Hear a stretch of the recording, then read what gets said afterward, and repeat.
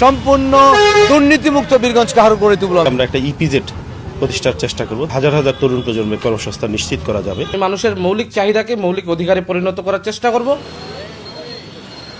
দিনাজপুর ১ আসনে বিএনপি থেকে মনোনীত প্রার্থী কৃষক দলের নির্বাহী সদস্য মঞ্জুরুল ইসলাম মঞ্জুর সঙ্গে মূলত প্রতিদ্বন্দ্বিতা হবে জামাত ইসলামের প্রার্থী মতিউর রহমানের। দুই প্রার্থীর নির্বাচনী প্রচারণার উত্তাপ ছড়াচ্ছে মাঠে ঘাটে বাজারে চায়ের স্টলে। বিগত সরকারের সময় উন্নয়ন বঞ্চিত এই অঞ্চলের মানুষের ভাগ্য পরিবর্তনে কাজ করার প্রতিশ্রুতি দিয়েছে বিএনপি প্রার্থী মঞ্জুরুল ইসলাম মঞ্জু। বিগত সরকারের আমলে আমাদের সবচেয়ে বড় সমস্যা ছিল এখানে দুর্নীতি, অন্যায়, টাকার বিনিময়ে সব উন্নয়ন কাজে আমি বিশ্বাস করি যে প্রথম কাজটা হবে আমাকে সততার সাথে কোনো রকম ঘুষের বিনিময়ে যেন না হয় কোনো কাজ, দুর্নীতির বিনিময়ে কোনো কাজ না হয়, সম্পূর্ণ দুর্নীতিমুক্ত বীরগঞ্জ কাহার গড়ে তুলব আমি ইনশাআল্লাহ। দাঁড়িপাল্লা প্রতীকে লড়ছেন জামাতের প্রার্থী ছাত্র শিবিরের সাবেক সভাপতি মতিউর রহমান। ভোটারদের দাঁড়ে দাঁড়ে গিয়ে ভোট প্রার্থনা করছেন।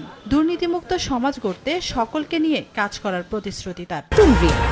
গভীর থেকে পরিষ্কার করে কাপড়কে রাখে নতুনের মতো উজ্জ্বল। নতুন রিন অ্যাডভান্স পাউডার। তরুণ প্রজন্মের কর্মসংস্থান নিশ্চিত করার জন্য এই এলাকায় আমরা একটা ইপিজেড প্রতিষ্ঠার চেষ্টা করব। কৃষকদের তাদের সারের সংকট প্রকট, আমরা এই সংকটটা যেন আর না হয় সে ব্যবস্থাপনা ঢেলে সাজাবো।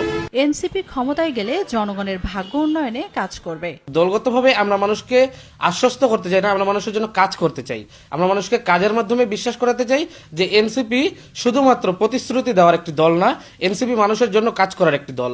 এলাকার উন্নয়নে কাজ করবেন এমন যোগ্য প্রার্থীকে বেছে নেওয়ার কথা জানান ভোটাররা। যে কোনো দলে আসুক তারা উন্নয়ন চায় এবং আমাদের মতো দিন মজুরদের যেন তাদের কর্মের ব্যবস্থা করে দেয়। সেই সমস্ত প্রার্থী হওয়া উচিত যারা দেশের জন্য দশের জন্য কাজ করবে।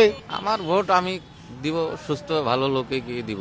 আসন্ন ত্রয়োদশ জাতীয় সংসদ নির্বাচনে দিনাজপুরের ৬টি আসনে ভোটার বৃদ্ধি পেয়েছে ১,৩৭,৬৫২ জন। দ্বাদশ জাতীয় সংসদ নির্বাচনে দিনাজপুরে ভোটার ছিল ২৫,৯,৩৩১ জন। বর্তমানে ভোটার বৃদ্ধি পেয়ে দাঁড়িয়েছে ২৬,৪৬,৯৮৩ জন।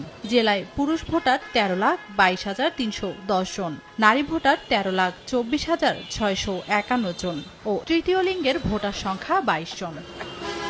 সময় সংবাদ, দিনাজপুর।